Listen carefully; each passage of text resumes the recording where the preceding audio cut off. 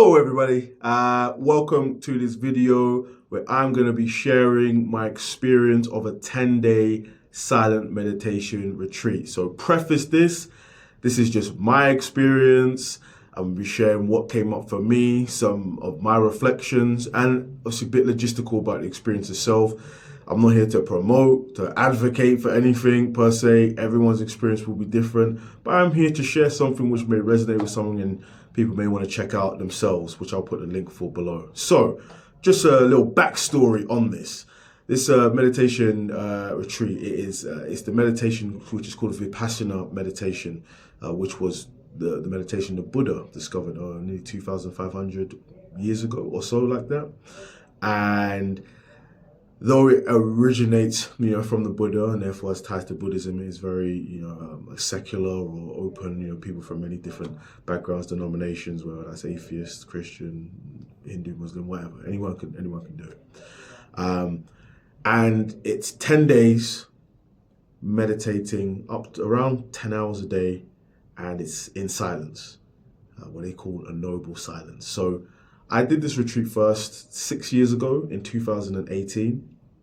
I was on a personal development course called Landmark, and I was assisting on that course, and people were just talking about it. It was like, there's a meditation course and it's free, and they give you food and board, and I was like, wow. And I was really kind of learning about meditation at that time, just in general, and it always stuck in my head that, okay, when the opportunity comes, I'm going to do this at some point. And a couple of years later, the opportunity arose, and I did it. And that was a very powerful experience. And it was a real struggle at that time as well. I was going through a very difficult period in my life, a very kind of depressive period.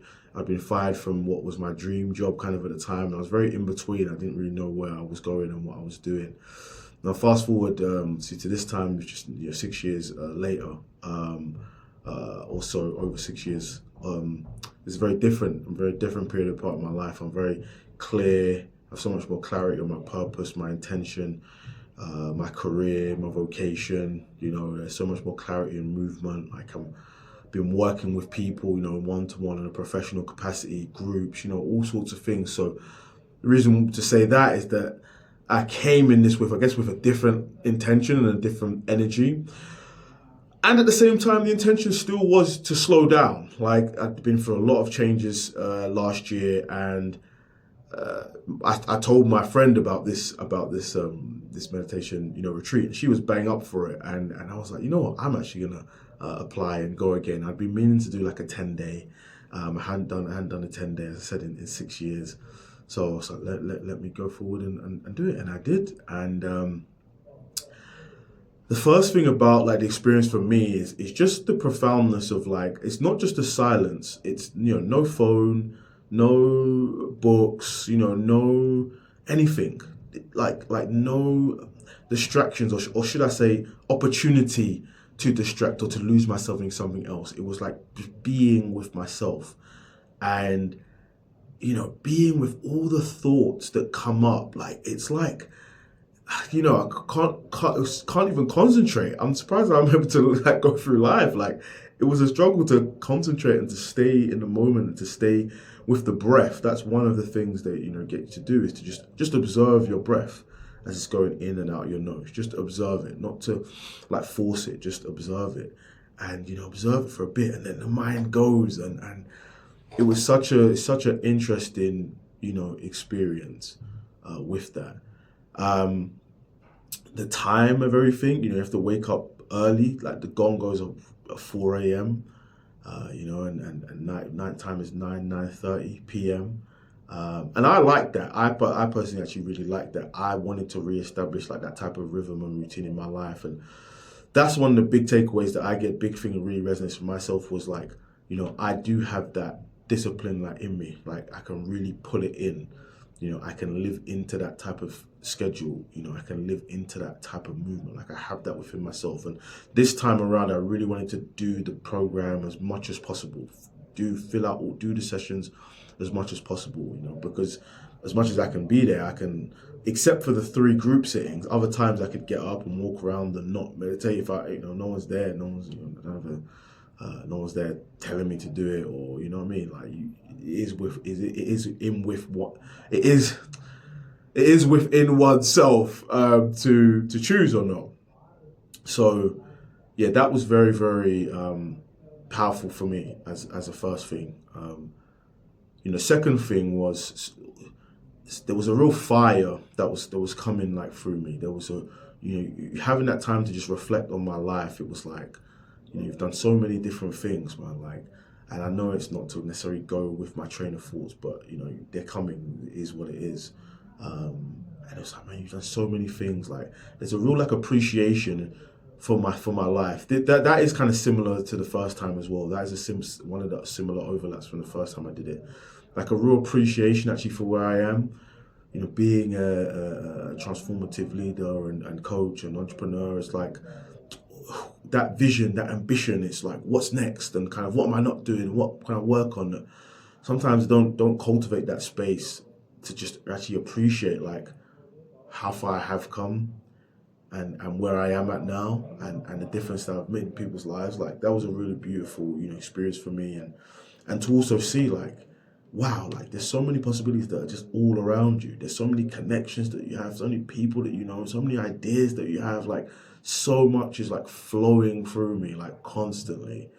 So that was a beautiful thing, and this is actually one of the ideas that came to me, and I knew I wanted to make time to do this. It's hard to put into words. Like, it's an experience which I just always tell people, like, I can tell you about it, I can tell you about my experience, I can tell you about like the logistically what it is, but you can never be prepared for what it is.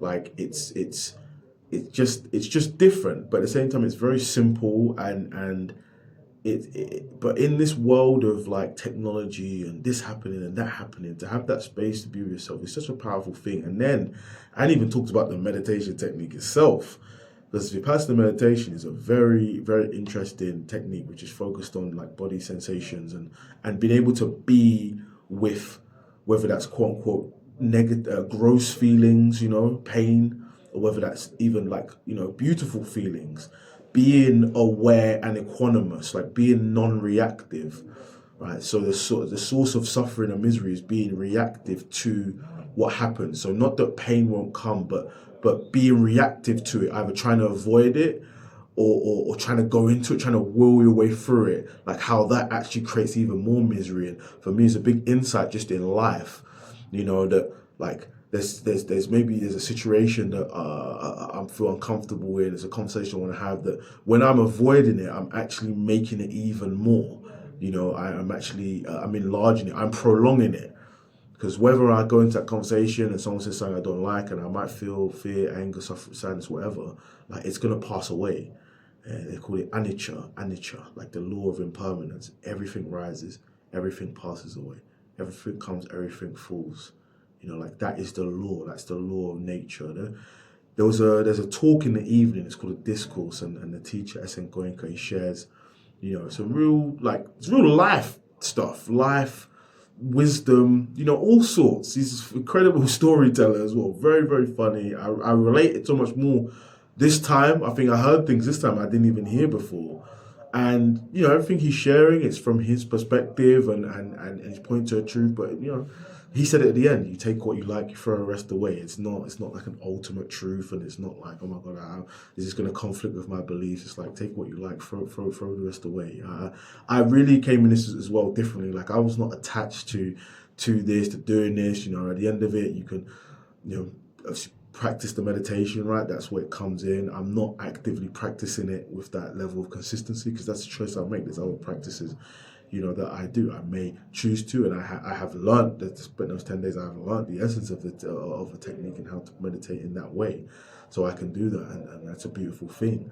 But just being in that space itself, practicing, having like 1 hour, there's 1 hour sitting, something longer, but particularly like 1 hour to just be in one place, to hold one posture, or maybe you change posture at times, but if you do it, you'll understand what I'm talking about with the posture thing. But just to be there for 1 hour, it's kind of wild to think about. And I'm recording this video, I don't know, it's over like 2 weeks from it, and and it's still settling. I know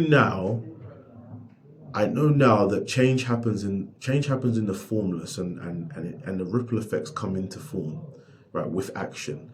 But I knew now that significant insights were happening that will manifest in form. I have to take the action and let them through. But I just knew that, um, and it's coming through. Since I came back, it was actually quite discombobulating, like coming back to the world, as it were, after those 10 days, and like, yeah, it threw me off. Like the first week was just like a blur. Like it really threw me off. Again, this is just my experience. Other people will be different. Just sharing my experience. But as kind of things have settled, I feel renewed. I feel a renewed sense of power, a renewed sense of vigor, and I'm just grateful for that opportunity. To slow down. I feel that appreciation, for myself, to experience that level of resilience, as well, to experience it on experiential, the resilience that is there. Yeah, so it's a wonderful thing. And people ask me, oh, well, would you do it again? It's recommended, if you want to continue practicing technique, to do it once a year. Listen, I just finished this one. I ain't gonna make that type of commitment right now because as wonderful as it is, like it's a challenge. It was a challenge. It was a challenge at many times, and as much as that is part of the, I guess, the fun and the growth of it, yeah, it is a challenge. It is a thing. So we'll see. The final thing I want to say is, this is all on Dana. The way it's all run, so it's free. At the end, people can choose to donate, if they wish. So only old students can donate. People serve. People give their time to serve there. Like it's a beautiful example of service and nature and love, like in action. That's also another really wonderful insight I got from that. Like that we can come together in that love and things can be created if it's coming from that place of service and love. What's possible.